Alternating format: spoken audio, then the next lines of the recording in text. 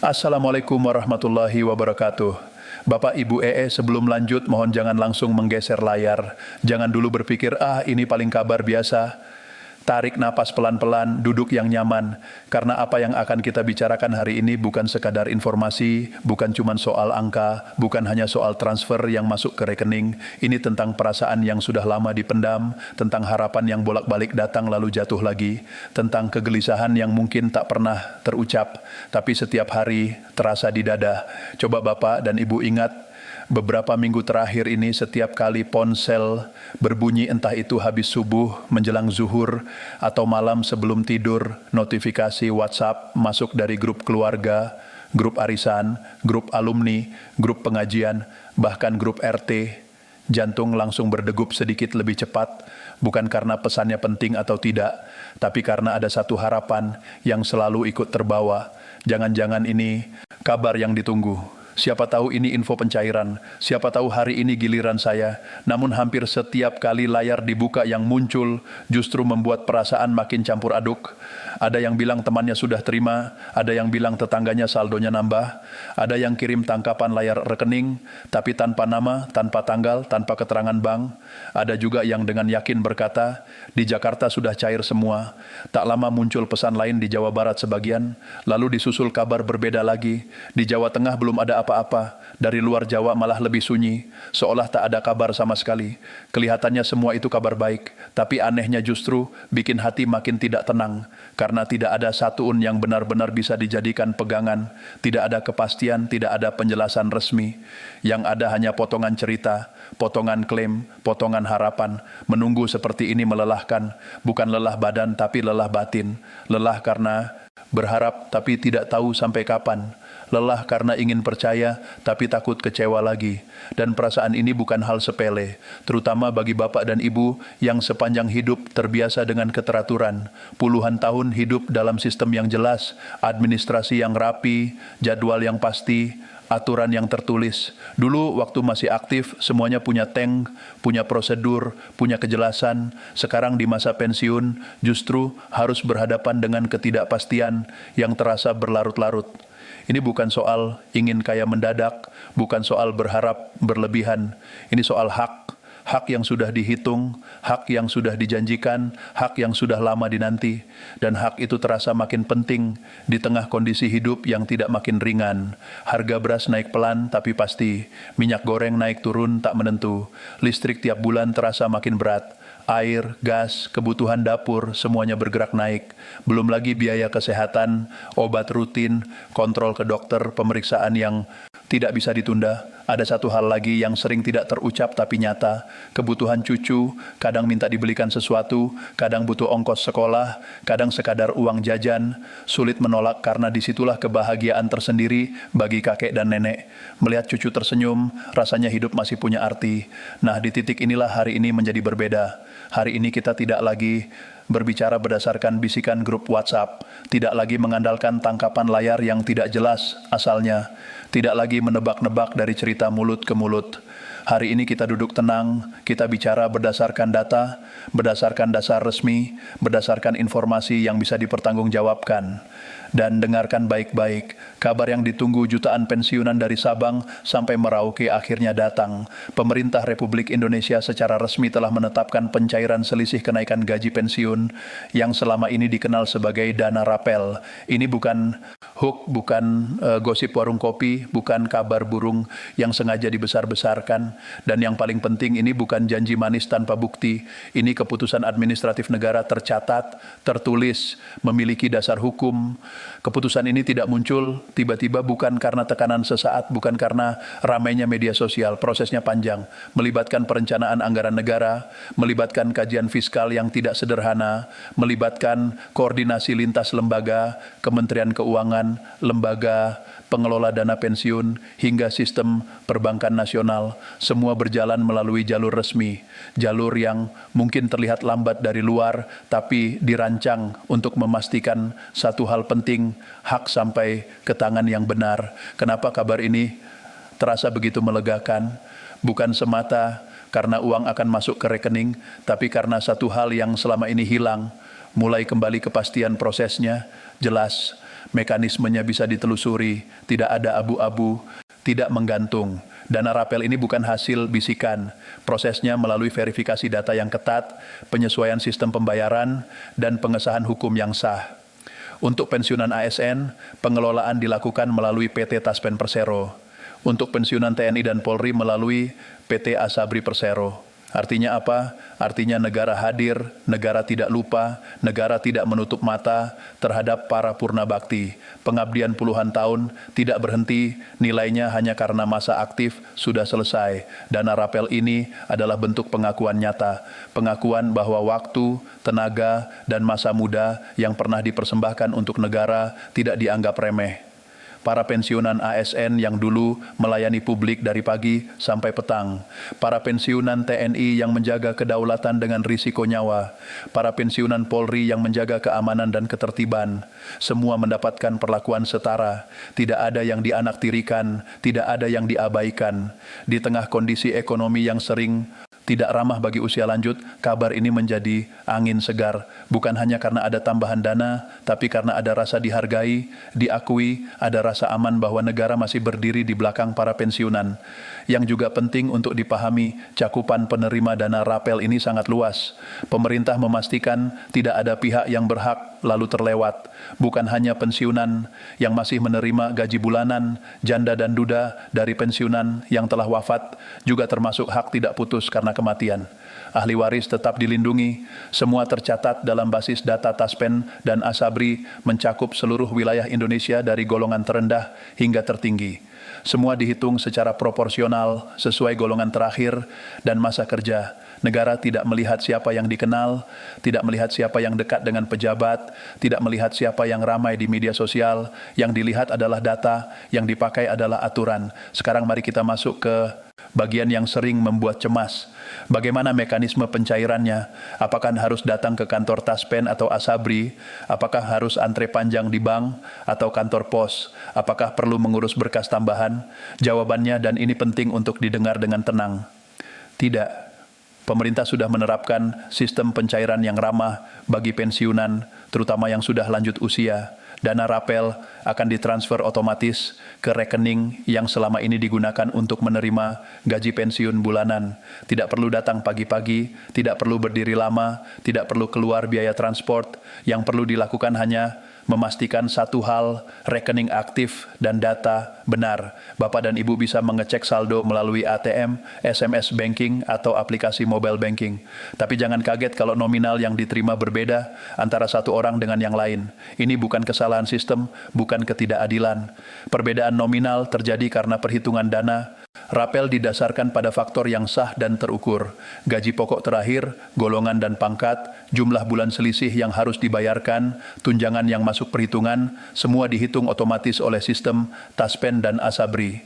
Bagi yang ingin melihat rincian lebih detail, pemerintah menyediakan aplikasi resmi Taspen Mobile dan Asabri Mobile. Di sana bisa dilihat perhitungan gaji, tunjangan, potongan, dan total rapel yang diterima. Ada satu hal yang sering dianggap sepele, padahal dampaknya besar. Otentikasi atau verifikasi identitas ini bukan formalitas, ini kewajiban. Tujuannya satu, memastikan dana negara benar-benar diterima oleh pihak yang berhak, bukan orang lain. Proses ini bisa dilakukan melalui pemindaian wajah di aplikasi atau melalui bank mitra. Jika otentikasi belum dilakukan atau statusnya tidak valid, pencairan akan ditunda sementara, bukan dibatalkan. Hak tetap ada, hanya ditahan demi keamanan. Disinilah peran keluarga menjadi sangat penting. Anak, cucu, atau pendamping diharapkan membantu, bukan untuk mengambil alih hak, tapi memastikan proses berjalan lancar, terutama bagi pensiunan yang kesulitan menggunakan teknologi. Namun, di tengah kabar baik ini, kewaspadaan tetap harus dijaga. Setiap ada pencairan dana besar, penipu selalu muncul. Ingat baik-baik, petugas Taspen, Asabri, maupun bank tidak pernah meminta PIN ATM, kode OTP, atau biaya administrasi tambahan. Jika ada yang menghubungi dan meminta hal-hal itu penipuan. Sekarang kita masuk ke pertanyaan yang paling sering bikin dada terasa sesak. Kenapa ada yang sudah menerima dana rapel sementara yang lain belum? Padahal katanya sistemnya otomatis. Pertanyaan ini wajar, sangat wajar, dan justru berbahaya kalau tidak dijelaskan dengan benar. pencairan dana rapel tidak dilakukan serentak dalam 1 detik ke seluruh Indonesia. Jumlah penerimanya jutaan orang. Sistem negara bekerja dengan prinsip kehati-hatian. Dana publik tidak bisa disalurkan sembarangan, harus bertahap, harus terverifikasi, harus aman. Pemerintah bersama Taspen dan Asabri menggunakan mekanisme pencairan bergelombang. Gelombang ini bukan ditentukan oleh kedekatan, bukan oleh siapa yang ribut di media sosial. Gelombang ditentukan oleh kesiapan data. Siapa yang datanya lengkap dan valid diproses lebih dulu. Yang masih ada kendala menyusul setelah diperbaiki. Kendala paling sering adalah rekening tidak aktif, perbedaan data identitas, autentikasi yang kedaluarsa, perubahan status keluarga. Semua ini bersifat teknis, tidak menghapus hak, tidak membatalkan hak. Dana rapel bukan bantuan yang bisa hangus. Ini hak tanggal efektif nasional memang ditetapkan, tapi realisasi di lapangan bisa berbeda-beda. Lebih cepat atau lebih lambat tetap sah karena ini hak akibat selisih pembayaran. Negara wajib membayarkan, tapi dengan kehati-hatian. Bagi yang sudah menerima, gunakan dengan bijak. Prioritaskan kesehatan, kebutuhan rumah tangga, dana darurat. Jangan tergoda hal-hal yang tidak perlu. Bagi janda, duda, dan ahli waris, ini adalah bentuk penghormatan negara terhadap pengabdian almarhum. Dan bagi yang belum menerima, jangan panik. Pastikan data, pastikan rekening, pastikan autentikasi. Jika perlu hubungi jalur resmi, penan bukan penolakan, hak tetap utuh. Bapak dan Ibu yang kami hormati, pengabdian puluhan tahun bukan catatan kosong. Dana rapel ini bukan hadiah, ini koreksi, simbol bahwa negara mengingat. Meski kadang prosesnya terasa lambat, hari ini kita tahu satu hal penting, proses sedang berjalan ke arah yang benar. Bapak, Ibu, kita lanjutkan pelan-pelan ya. Jangan terburu-buru, jangan juga langsung menarik kesimpulan, karena di bagian kedua ini justru kita akan masuk ke inti yang paling sering disalahpahami, bagian yang sering bikin emosi naik turun, dan bagian yang menentukan apakah Bapak dan Ibu akan tenang atau justru terus terseret kecemasan. Di bagian pertama tadi kita sudah sepakat satu hal penting, rapel gaji pensiunan 2026 itu ada resmi dan merupakan hak, bukan gosip, bukan rumor. Sekarang pertanyaannya bergeser, bukan lagi ada atau tidak, tapi bagaimana sebenarnya negara mengelola hak ini dan kenapa prosesnya terasa tidak sederhana. Disinilah banyak orang tersandung karena kita sering menilai kebijakan negara dengan logika sehari-hari. Padahal sistem negara berjalan dengan logika yang berbeda. Bukan lebih rumit untuk menyusahkan, tapi lebih rumit untuk melindungi. Mari kita luruskan satu demi satu.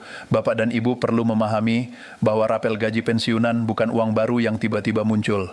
Rapel adalah selisih pembayaran. Artinya ada masa di mana gaji pensiun seharusnya dibayar dengan angka tertentu, tetapi karena kebijakan kenaikan baru disahkan belakangan, maka selisihnya dibayarkan mundur. Nah, selisih inilah yang disebut rapel. Karena sifatnya selisih, maka perhitungannya sangat individual. Tidak bisa disamatakan, tidak bisa dipukul rata. Setiap orang punya angka yang berbeda, masa kerja berbeda, golongan berbeda, pangkat terakhir berbeda, tunjangan berbeda, waktu efektif berbeda, bahkan status keluarga pun bisa mempengaruhi.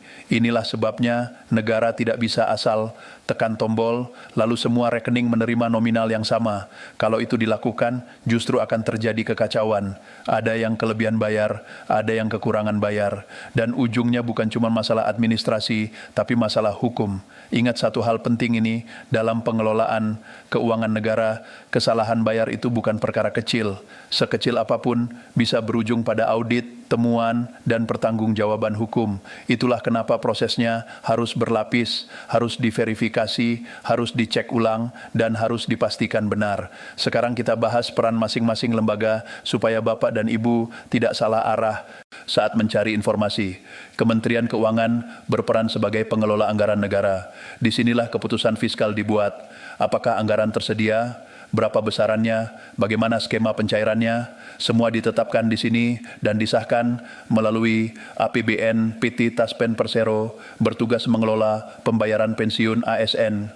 Mereka bukan pembuat kebijakan, mereka pelaksana. Mereka hanya bisa membayar jika semua dasar hukum, data, dan sistem siap. PT Asabri Persero menjalankan fungsi yang sama untuk pensiunan TNI dan Polri. Mekanismenya mirip tapi sistemnya berbeda, basis datanya berbeda, jalur koordinasinya pun tidak identik. Artinya apa? Artinya sangat mungkin terjadi perbedaan waktu pencairan antara pensiunan ASN dengan pensiunan TNI atau Polri. Dan itu bukan diskriminasi, melainkan perbedaan sistem kerja. Sekarang kita masuk ke isu yang sering bikin panas grup WhatsApp. Ada yang bilang Taspen sudah umumkan lewat WA, ada yang bilang Asabri diam-diam cair, ada yang bilang ini ditahan karena politik. Bapak Ibu, mari kita pakai logika sehat. Lembaga negara tidak pernah mengumumkan kebijakan resmi lewat pesan berantai WhatsApp, tidak lewat broadcast, tidak lewat screenshot tanpa kop surat. Pengumuman resmi selalu melalui kanal resmi, website, siaran pers, pengumuman tertulis, media nasional yang kredibel. Kalau ada pesan yang bunyinya katanya orang dalam bilang, berhenti di situ, jangan lanjutkan, jangan sebarkan, karena di sanalah awal kegaduhan. Kenapa pemerintah terkesan diam? Ini juga sering disalahpahami. Diam bukan berarti tidak bekerja. Dalam birokrasi justru kerja paling berat sering tidak terlihat. Rapat koordinasi, sinkronisasi data, penyesuaian sistem pembayaran, semua itu terjadi di balik layar. Tidak semuanya perlu diumumkan ke publik setiap hari. Bayangkan jika setiap tahap kecil diumumkan, hari ini cek data, besok perbaiki sistem, lusa, verifikasi ulang, publik justru akan bingung, salah, tafsir, panik. Maka yang diumumkan biasanya adalah tonggak penting, bukan proses mikro. Sekarang mari kita bahas soal waktu. Akhir Februari 2026 ditetapkan sebagai awal fase pencairan bertahap. Ini kalimat kunci, awal fase, bukan puncak, bukan akhir, bukan hari di mana semua orang langsung menerima. Kalau Bapak dan Ibu mendengar tanggal-tanggal tertentu, pahami bahwa itu adalah titik mulai proses di lapangan, bukan janji bahwa semua rekening akan berubah di hari yang sama. Sistem pencairan bertahap itu bekerja seperti ini. Data yang sudah bersih dan valid diproses lebih dulu. Data yang masih perlu klarifikasi menyusul, bukan karena dianaktirikan, tapi karena belum siap secara administratif. Ini seperti antrean, bukan siapa yang teriak paling keras yang dilayani dulu, tapi siapa yang berkasnya lengkap. Sekarang kita bahas kendala yang paling sering terjadi supaya Bapak dan Ibu bisa mengantisipasi. Pertama, rekening tidak aktif. Banyak pensiunan tidak sadar bahwa rekening yang jarang dipakai bisa menjadi pasif. Sistem perbankan punya aturan sendiri. Jika rekening pasif, transfer bisa tertahan. Kedua, perbedaan data identitas. Nama di KTP tidak sama persis dengan nama di rekening. Gelar berbeda, ejaan berbeda. Ini kelihatannya sepele, tapi bagi sistem komputer ini masalah serius. Ketiga, autentikasi yang kedaluarsa. Verifikasi wajah atau identitas yang belum diperbarui. Ini sering terjadi pada pensiunan yang jarang menggunakan aplikasi. Keempat, perubahan status keluarga. Misalnya, pensiunan wafat dan hak berpindah ke janda, duda, atau ahli waris. Proses ini sah, tapi butuh verifikasi tambahan. Semua kendala ini tidak menghapus hak, tidak membatalkan, hanya menunda sampai data beres. Disinilah pentingnya peran keluarga. Tapi ingat baik-baik, mendampingi bukan mengambil alih, membantu mengurus bukan menguasai. Hak tetap milik pensiunan atau ahli waris yang sah. Sekarang kita masuk ke aspek yang jarang dibahas tapi sangat penting. Konteks ekonomi nasional. Banyak orang melihat rapel pensiunan seolah berdiri sendiri, padahal tidak. Ini bagian dari sistem keuangan negara yang besar. APBN itu bukan cuma satu pos. Ada pendidikan, kesehatan, infrastruktur, subsidi, dan tentu saja belanja pensiun. Belanja pensiun termasuk kategori belanja yang paling dilindungi karena ini hak sosial. Negara tidak bisa sembarangan menghapus atau menunda tanpa dasar hukum. Namun negara juga harus menjaga agar pengelolaan keuangan tetap sehat. Kenapa ini penting? Karena negara yang gegabah membayar tanpa perhitungan justru bisa menciptakan masalah di masa depan. Inflasi melonjak, defisit melebar, beban generasi berikutnya meningkat. Itu bukan keadilan, itu memindahkan masalah. Itulah sebabnya pemerintah memilih jalan hati-hati, tapi pasti bukan cepat tapi kacau. Pencairan bertahap ini adalah kompromi antara memenuhi hak dan menjaga stabilitas. Sekarang saya ingin menanamkan satu prinsip penting dalam pikiran Bapak dan Ibu. Pensiunan bukan beban negara. Pensiunan adalah bagian dari negara, pilar yang pernah menopang sistem. Tanpa ASN, TNI, Polri di masa lalu, negara tidak berdiri seperti sekarang, maka hak pensiunan bukan belas kasihan, bukan bantuan, tapi kewajiban moral dan hukum negara. Kalau ada yang mencoba membenturkan isu ini dengan narasi anggaran berat atau beban fiskal, jangan terpengaruh. Negara yang sehat adalah negara yang menghormati purna baktinya. Sekarang kita bahas soal transparansi. Banyak yang bertanya, kenapa tidak ada laporan harian, Jawabannya sederhana. Transparansi itu penting, tapi tidak semua detail teknis harus dipublikasikan. Kalau semua diumumkan mentah-mentah, justru rawan disalahartikan. Yang penting adalah anggaran ada, dasar hukum ada, mekanisme ada, pengawasan ada. Dan soal pengawasan, ingat satu lembaga ini, Dewan Perwakilan Rakyat, DPR punya fungsi pengawasan terhadap pelaksanaan APBN. Kalau ada keterlambatan yang tidak wajar, DPR bisa memanggil pihak terkait, bisa meminta penjelasan, bisa mendorong perbaikan. Artinya, hak pensiunan tidak berjalan tanpa kontrol. Sekarang mari kita bicara tentang sikap mental. Ini penting karena menunggu tanpa pegangan bisa menggerogoti kesehatan. Pertama, tenang tapi waspada. Jangan panik tapi juga jangan pasif. Cek data, pastikan rekening aktif. Lakukan langkah yang bisa dilakukan. Kedua, jangan membandingkan diri dengan orang lain. Tetangga sudah cair bukan berarti Anda bermasalah. Setiap data berbeda, setiap proses berbeda. Ketiga, jangan jadi penyebar rumor. Kalau belum pasti jangan sebar. Niat baik tapi salah bisa melukai banyak orang. Keempat, siapkan dokumen kartu pensiun, KTP, buku rekening, dokumen perubahan data. Ini bukan untuk panik tapi untuk siap jat kelima. Bersabar secara produktif, menunggu sambil memastikan semua beres, bukan menunggu sambil stres. Saya ingin tekankan satu hal yang sangat penting sebelum kita lanjut ke bagian terakhir nanti. Penan bukan penolakan, bertahap bukan dibatalkan, berbeda waktu bukan ketidakadilan. Kalimat-kalimat ini harus dipegang kuat-kuat karena disitulah banyak orang terpeleset. Di bagian ketiga nanti kita akan bahas langkah konkret yang bisa dilakukan. Cara menyikapi jika muncul masalah dan bagaimana bersikap bijak setelah dana diterima. Bagian ini akan sangat praktis dan menentukan Bapak Ibu ini bagian terakhir dan justru bagian yang paling menentukan. Kalau bagian pertama membuat hati sedikit lega, bagian kedua membuat pikiran lebih jernih, maka bagian ketiga ini adalah pegangan praktis. Supaya setelah ini Bapak dan Ibu tidak lagi hanya menunggu, tapi tahu harus bersikap bagaimana, tahu apa yang perlu dilakukan dan tahu bagaimana menjaga diri agar tidak dirugikan. Saya minta sekali lagi dibaca pelan-pelan, jangan lompat, jangan setengah-setengah. Karena banyak masalah pensiunan justru muncul bukan karena haknya tidak ada, tapi karena salah langkah, salah percaya, dan salah sikap. Kita mulai dari pertanyaan paling penting. Apa yang seharusnya dilakukan pensiunan sekarang di tengah proses pencairan rapel yang sedang berjalan? Jawabannya bukan panik, bukan ribut di grup, bukan curiga berlebihan, tapi menyiapkan diri secara administratif dan mental. Langkah pertama dan paling krusial, pastikan data diri benar dan mutakhir. Ini kelihatannya sederhana, tapi inilah sumber masalah paling banyak. Banyak pensiunan merasa datanya sudah benar karena dulu pernah mengurus.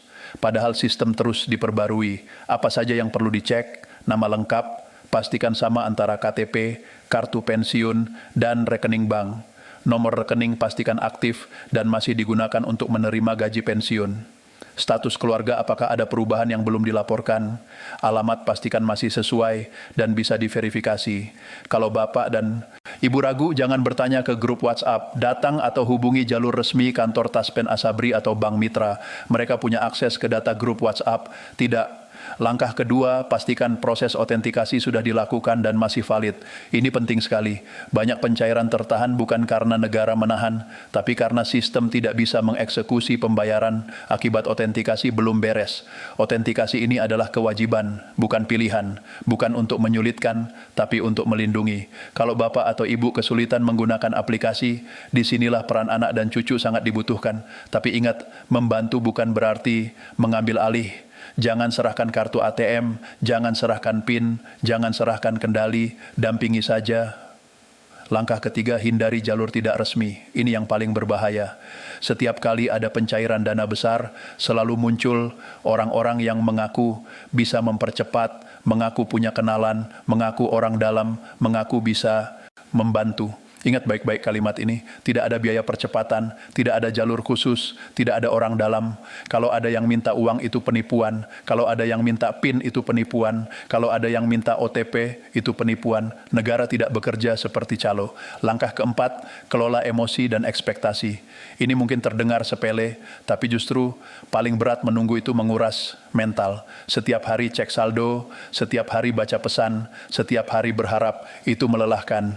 Di sini saya ingin Bapak dan Ibu memahami satu hal penting, waktu pencairan bukan ukuran nilai diri. Yang cair dulu bukan berarti lebih penting, yang cair belakangan bukan berarti diabaikan. Ini murni soal urutan administratif. Sekarang mari kita bahas situasi yang sering terjadi dan bagaimana menyikapinya dengan benar. Situasi pertama, tetangga sudah cair, saya belum. Reaksi wajar adalah cemas. Tapi reaksi bijak adalah bertanya dengan cara yang benar, bukan bertanya ke tetangga, tapi mengecek status data sendiri. Bisa jadi rekening tetangga aktif, sementara rekening Bapak atau Ibu sempat pasif. Bisa jadi data tetangga lebih dulu valid. Tidak perlu iri, tidak perlu curiga. Situasi kedua beredar kabar, semua sudah cair, tapi rekening kosong. Kalimat semua sudah cair hampir selalu tidak benar dalam sistem bertahap. Kata semua jarang berlaku, jangan panik, jangan langsung menyimpulkan yang terburuk. Cek ke sumber resmi situasi ketiga. Ada yang kirim screenshot bukti transfer. Screenshot tidak pernah bisa dijadikan dasar. Bisa diedit, bisa lama, bisa bukan rapel, bisa gaji rutin. Jangan jadikan itu patokan. Situasi keempat, dana belum cair karena data bermasalah. Ini bukan akhir dunia, ini bukan pembatalan, ini hanya penundaan teknis. Hak tetap ada. Setelah data diperbaiki, pencairan akan menyusul. Sekarang kita masuk ke pertanyaan penting berikutnya. Bagaimana jika sudah cair? Apa yang sebaiknya dilakukan? Ini bagian yang sering dilupakan padahal sangat menentukan dampak jangka panjang. Dana rapel adalah akumulasi selisih. Jumlahnya bisa terasa besar. Di titik ini godaan datang, banyak tawaran, banyak keinginan. Tapi saya ingin Bapak dan Ibu berhenti sejenak dan berpikir jernih. Prioritas pertama adalah kesehatan, obat rutin, kontrol dokter, pemeriksaan yang tertunda. Jangan menunda kesehatan demi hal lain. Prioritas kedua adalah kebutuhan pokok rumah tangga. Pastikan dapur aman, tagihan terkelola, tidak ada tekanan harian. Prioritas ketiga adalah dana darurat simpan sebagian. Jangan habiskan semua. Usia pensiun adalah fase di mana kejutan bisa datang kapan saja. Bukan berarti tidak boleh membantu cucu, bukan berarti tidak boleh berbagi, tapi berbagi dengan perhitungan, bukan dengan mengorbankan diri sendiri. Sekarang saya ingin bicara khusus kepada janda, duda, dan ahli waris. Hak yang Bapak dan Ibu terima hari ini bukan sekadar uang. Ini adalah pengakuan negara terhadap pengabdian almarhum. Jangan merasa tidak enak, jangan merasa menumpang. Hak ini sah dilindungi hukum. Negara mengakui pengorbanan itu. Kalau ada kendala administrasi, urus dengan tenang. Jangan merasa sendirian. Sistem memang meminta bukti dan verifikasi. Itu bukan untuk mempersulit, tapi untuk memastikan hak jatuh ke tangan yang benar. Sekarang kita bahas satu hal sensitif, tapi penting. Bagaimana jika terjadi kesalahan bayar? Ini jarang dibahas, tapi perlu dipahami. Dalam sistem keuangan negara bisa terjadi dua kemungkinan, kelebihan bayar atau kekurangan bayar. Jika terjadi kelebihan bayar karena kesalahan administratif, negara punya mekanisme koreksi. Bisa berupa perhitungan ulang, bisa berupa pengembalian bertahap. Ini tidak menyenangkan, tapi itu konsekuensi sistem yang harus dijalankan dengan jujur.